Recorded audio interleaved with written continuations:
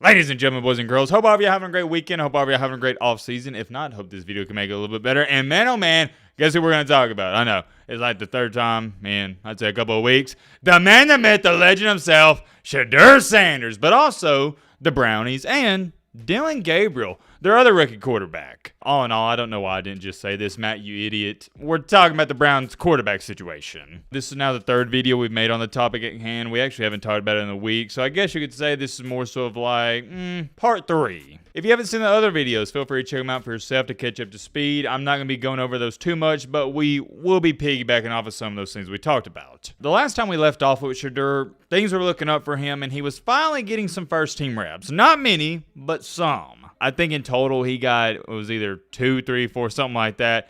Minimal, but heading in the right direction. And the one thing I didn't comprehend back then, and I still can't for the life of me understand, is why Dillon Gabriel was getting first-team reps over Shedeur. Well, I say I can't comprehend it. Let me go back on that statement.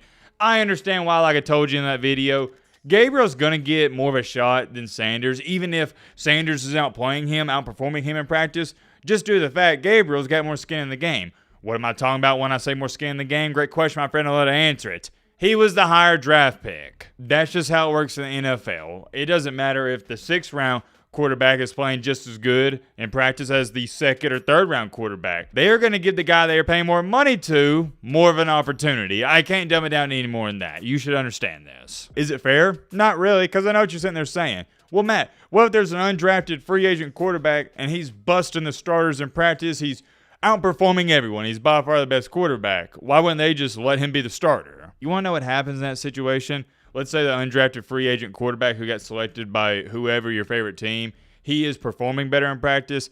The coaching staff, the GM, everybody involved is going to say, yeah, well, that's just a fluke. Whereas if it's a first-round quarterback taken in the draft and he's busting everybody's tails in practice, you know what the coaching staff and the GM is going to say? Oh, yeah, I knew it. I knew he was going to be good. He's a really great player. That's just how this stuff goes. I'm getting a little sidetracked. We'll touch more on that later in this video, maybe. We got to lock in. We got to get down to business to talk about what in the world is the newest new updates with Gabriel, Shedeur, Flacco, Pickett, and that entire quarterback room. First things first, I got to address this. There was a lot of chatter going on this weekend because Shedeur did not practice, and there were some weird rumors going on saying that, oh, yeah, the Browns are racist. I'm not going to get into all that, but you know what people were saying on Twitter. They're saying they're racist. Why aren't they letting him compete for the starting spot? Why are they sitting him? Guys, that's not what happened. He had a shoulder injury, or it was actually labeled as, my apologies, and I quote, shoulder soreness. I just have to clarify that right now because I even had some people tweeting at me saying, yo, Matt, is this a done deal? Shedeur not going to be able to compete for a starting spot? No, that is not why they held him out. They're not shutting him down because he's been playing bad in practice or anything like that. And he has been playing bad. Shedeur Sanders has what I understand as a very, and I mean a very, very, very minor injury. He's going to be just fine. He should be out there next week or maybe even tomorrow. How did he suffer this injury? I have no idea. But here would be my question to the people that think there's something deeper to this than what it actually is. Why would the Browns shut him down? Seriously. Answer that to me in the comment section. We all know, like I've stated in some of the previous videos, he's not going to get as great as a shot to win the starting job like Pickett, Flacco, and Dillon Gabriel, but they're still going to give him a shot, even if it's minimal. I just have a hard time believing the Browns like, all right, we got to figure out something to shut this down. We don't want all this drama, so we're going to say he has some shoulder soreness. Like, get out of here. That's too much. Anyways, moving along here. Here were the stats on day 9. Flacco, and this was kind of going viral, 11 for 18, 1 touchdown, 0 INTs. I anticipate him being the starter. I think he gives you the best chance to win right away. Long term, no, because, well, he's about to retire. Sanders, as you can see, did not practice. 0 for 0, 0 touchdowns, 0 INTs. Why did I read that off? Because if you don't throw passes, you can't throw touchdowns or interceptions. I have no idea. Continuing along. Gabriel, not very good. 50% completion percentage. Didn't turn the ball over, so if you want to take a positive out of that, there's that. And then Pickett, he's not practicing either. This was the day before Shedeur's injury. As you can see right here, Joe Flacco, he balled out. 9 for 13, 2 touchdowns, 0 INTs. Clap it up.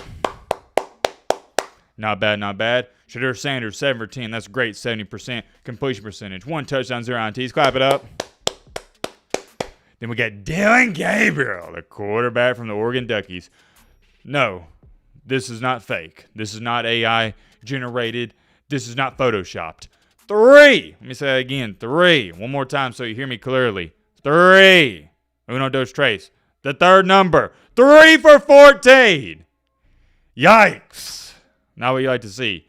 0 touchdowns, 1 interception.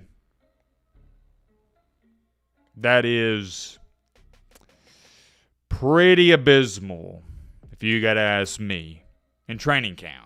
Now, everybody's talking about how pitiful of a completion percentage is. It's just a pitiful stat line everywhere you look. No touchdowns in 14 attempts, 1 interception, only completed 3 out of 14 passes. But here's what's done the most to me. He got the most reps. 14. He even beat Flacco. Now, you could argue and say, and this is probably the truth, well, they're giving him more reps because he was struggling. Maybe so. But to me, that's kind of comical because Flacco went out there, diced on the defense, 9 for 13, 2 touchdowns. You see right here, and they're like, all right, we see enough Flacco. Let's let Sanders have at it. He went 7 for 10. They're like, all right, we seen enough. He threw a touchdown. He's fine. All right, Gabriel, get in there, do your thing, buddy.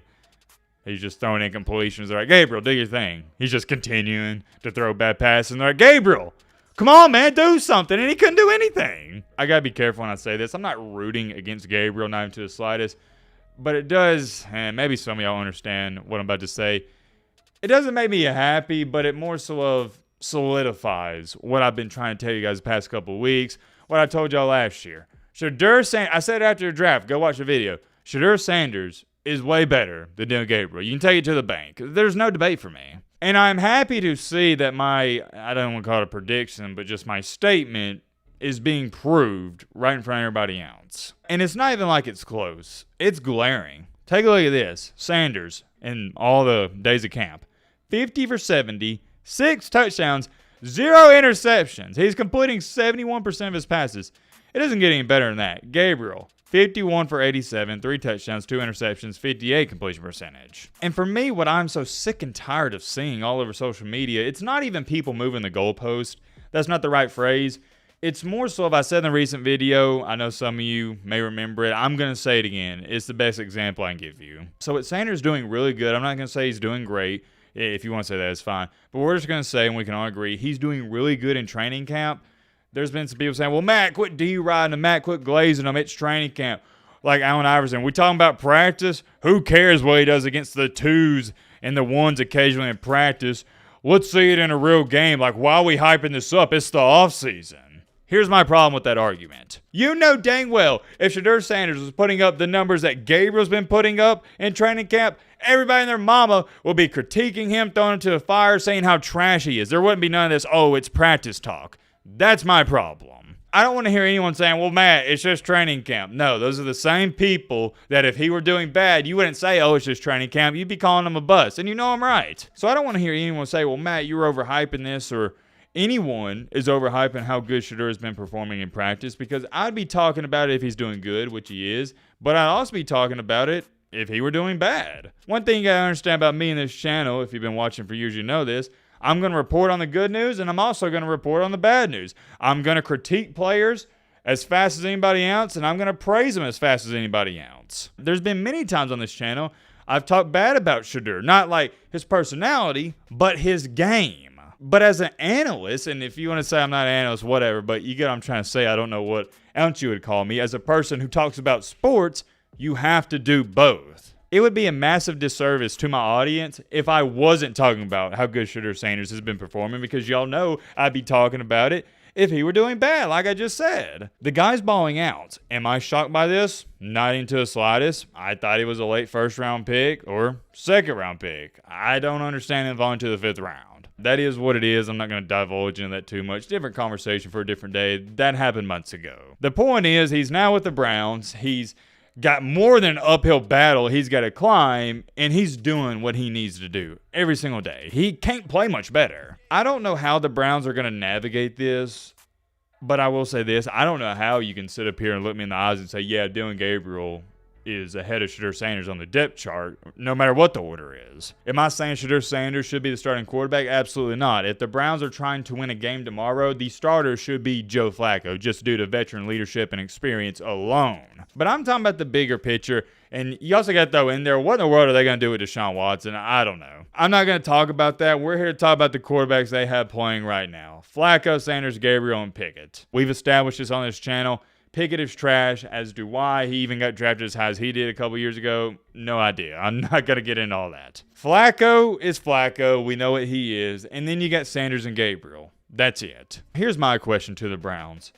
How many more opportunities are you going to give Gabriel before you start to realize he's just not very good? This is a two-man race. It's Sanders and Flacco. Now, here's where things really get fascinating if you get to ask me. Flacco is not good enough to lead you to a Super Bowl. I'd say he's good enough to lead you to potentially max 10 wins. Maybe you can win one game in the playoff, but you're not winning a Super Bowl with Flacco. I always live by this, no matter if it's college, NFL.